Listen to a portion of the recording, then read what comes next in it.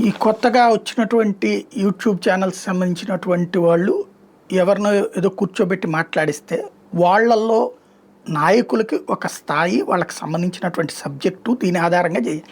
అలా కాకుండా బూతులు తిట్టేటట్టు లేకపోతే మద్యం మత్తులో మాట్లాడేటట్టు ప్రోత్సహిస్తే చివరికి వాళ్ళు తన్నులు తింటున్నారు. ప్లస్ అటు రచ్చరచ్చ నడుస్తున్నది రాజకీయం ఒకటి.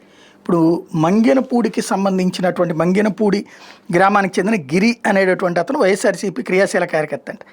ఇటీవల ఈ ఏదో యూట్యూబ్ ఛానల్స్లో మాట్లాడాడట. సుగాలి ప్రీతి ఘటన జరిగింది ఎప్పుడు, ఆ కుటుంబానికి న్యాయం చేసింది ఎవరు, పవన్ కళ్యాణ్ తెలుసుకోవాలని విమర్శించాడట.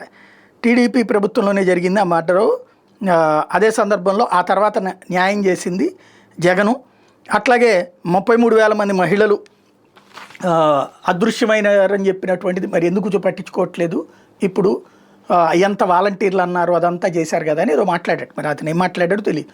బట్ అతను తప్పు మాట్లాడాడు, బూతులు మాట్లాడాడు అంటూ జన సైనికులు వెళ్ళి అతన్ని ఎవరు బూతులు మాట్లాడమన్నారంటే అతని ఇంటిని ధ్వంసం చేశారు. అతని ఇంటి పక్కన అతను అడ్డుపడకపోతే అతన్ని ఇంటిని ధ్వంసం చేశారు. దాంతోపాటుగా అతన్ని మోకాళ్ళ మీద కూర్చోబెట్టి క్షమాపణ చెప్పు అని చెప్పేసేసి మోకాళ్ళ మీద కూర్చోబెట్టి క్షమాపణ చెప్పించారు.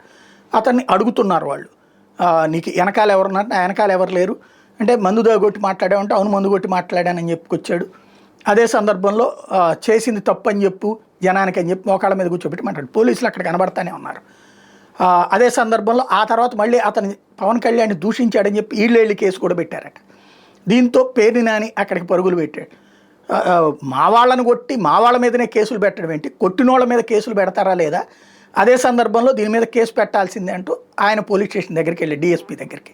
ఇది నిన్న బందర్ దగ్గర జరిగినటువంటి వ్యవహారం. బేసిక్గా సమస్య ఏంటంటే అతను ఏం బూతులు మాట్లాడాడో తెలియదు. బూతులు మాట్లాడితే ఖచ్చితంగా యాక్షన్ తీసుకోవాలి చట్టపరంగా.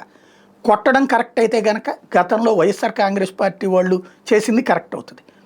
అదే సందర్భంలో చట్టబద్ధమైనటువంటి శిక్ష వేస్తే ఎట్లాంటి తప్పు లేదు. కొట్టడము, ధ్వంసం చేయటము, మోకాళ్ళ మీద కూర్చోబెట్టడం కరెక్ట్ అయితే ఆ మధ్యన వైఎస్ఆర్ కాంగ్రెస్ పార్టీ వాళ్ళు చేశారు, ఆ తర్వాత తెలుగుదేశం వాళ్ళు చేశారు. అప్పుడు వైసీపీ వాళ్ళు ప్రకాశం జిల్లాలో ఒక అతన్ని అట్లాగా మోకాళ్ళ మీద వేయించితే అప్పుడు ఏమన్నారు జనసేన వాళ్ళు, ఇదేమో రాజకీయం అన్నారు. అతను వైసీపీ కార్యకర్తే.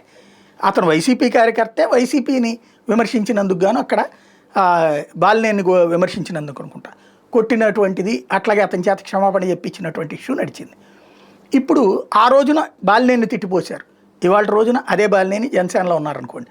రెండో పక్కన ఇప్పుడు మోకాళ్ళ మీద కూర్చోబెట్టి అదే పని చేపిస్తున్నారు. అట్లాగే ధ్వంసం చేస్తున్నారు, ఇళ్ళని ఆస్తుల్నే ధ్వంసం చేస్తాం. ఎలా రైట్ అవుతుంది?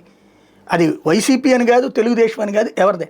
చేతుల్లోకి చట్టాన్ని చేతుల్లోకి తీసుకోవడం, దాడులు చేయటం. రెండోది సుగాలి ప్రీతి ఉదంతమైన లేకపోతే 32,000 మంది అమ్మాయిలదైనా పబ్లిక్ కళ్ళెదురుకుండా ఆయన ఉపన్యాసం ఇచ్చారు. దాంట్లో నిజమా కాదా అన్నటువంటిది అందరూ చూశారు. అందులో మనం మార్చి చూపించగలిగితే ఇదిగో ఇది కరెక్ట్ అని చెప్పచ్చు. సుగాలి ప్రీతి తల్లినే కదా మాట్లాడింది. ఇప్పుడు వైసీపీ చేతుల్లో ఉందంటే ఆ రోజు తెలుగుదేశం చేతుల్లో ఉందా?